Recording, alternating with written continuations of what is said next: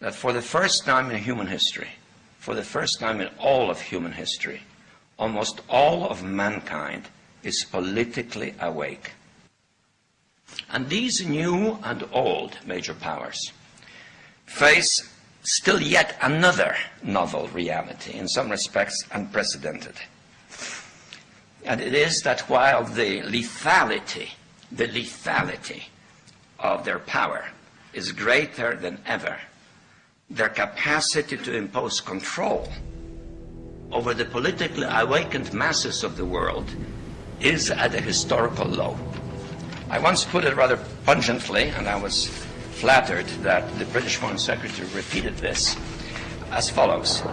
Namely, in earlier times, it was easier to control 1 million people, literally. It was easier to control 1 million people than physically to kill 1 million people. Today, it is infinitely easier to kill 1 million people than to control 1 million people. It is easier to kill than to control. And interestingly, this is very relevant to current events. In his books and his statements, Brzezinski, who's very much, like I say, running the foreign policy of Obama with people like Kissinger, he talks about an area of the world called Eurasia, which is basically from Europe across to China. Now, this is the most significant part of Eurasia on this map. What Brzezinski says, control Eurasia, you control the world, not least because of the massive oil and gas reserves around the Caspian Sea. So we're in a process of the cabal wanting to take over Eurasia, and particularly this area. Now look, the number of countries that have been invaded, had regime change, or are now currently being targeted. First of all, the Ukraine.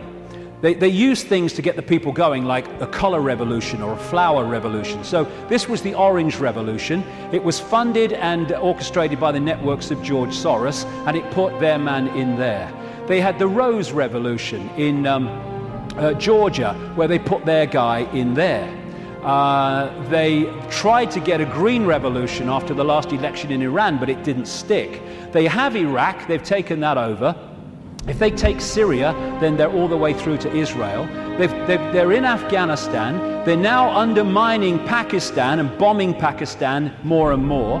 In Kyrgyzstan, we had the Tulip Revolution. We just had another one recently, putting their people into power. We've had the terrorism starting to unfold in India, and they are targeting these areas because they not only want to take it over, they want to trigger a war involving China and Russia. The Third World War that their documents have talked about for a long time.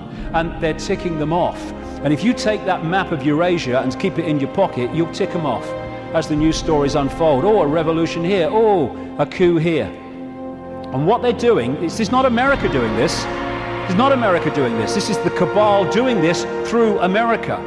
The idea is to destroy America, to use America, destroy America. Why? Because when you want a world government dictatorship, you cannot have any superpowers that have the military and financial might to say no to what you're saying must happen. Because the world government, it tends to have a world army, a world central bank, and a world currency, eventually. And they'll manipulate the financial situation to bring that about, or try to. So what they need to do to take the superpower America out is they need to destroy it militarily, and they need to destroy it financially. And that's what they're doing. They're using it on their foreign excursions, and they're undermining its economy to destroy America. And it is going down the pan so fast. And this guy is being used as the front man. Nice smile. Oh, he's a nice man. That's what's really happening.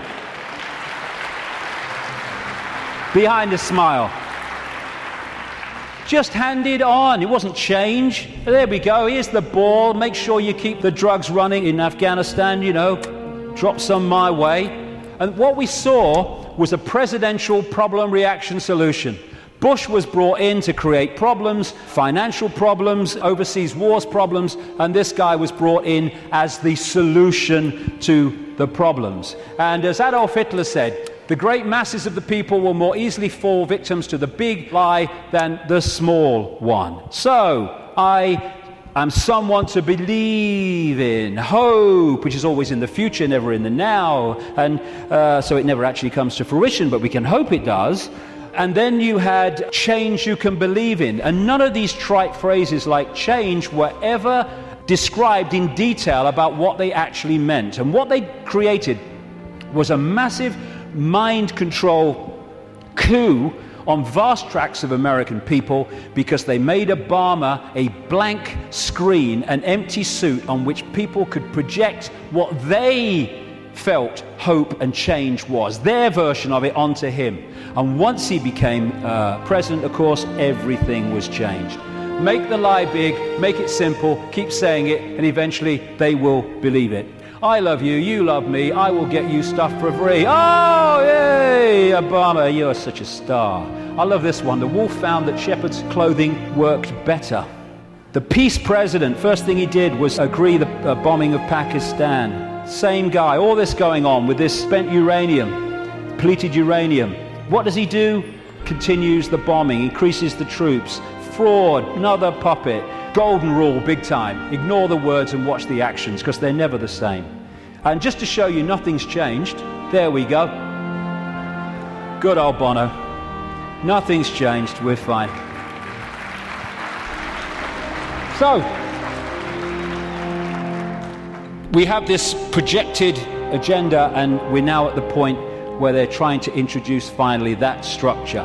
World government, world central bank, world army, a world currency eventually, and alongside it, of course, the Orwellian state that I've been writing about for the best part of 20 years, and increasingly so many others have too over the years, and it's unfolding as daily experience.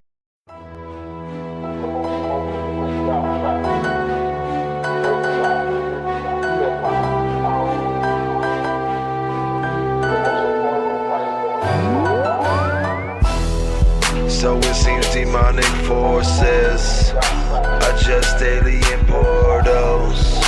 The lie continues, it shrouds our eyes and makes us see nothing. The lies are recycled till people stop living. Then all of a sudden the same lie is told again. Look in the mirror at the man that I knew before I discovered all the goddamn truth. It takes you on a roller coaster ride and you don't come back inside if you make it out alive. See the darkness that infects your ass, infects the heart of every living, breathing, walking man. A combination of paralyzation of the heart and mind, and over time it just leaves you hypnotized.